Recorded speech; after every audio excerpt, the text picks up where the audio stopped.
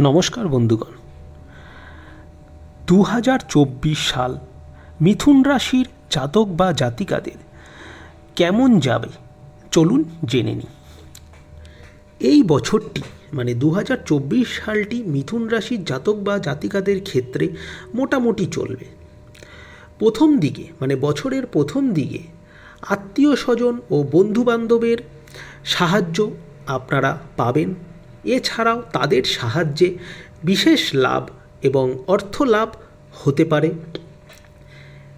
এছাড়াও এই বছরটির প্রথম দিকে আপনারা পুরস্কার পেতে পারেন কোনো জায়গা থেকে।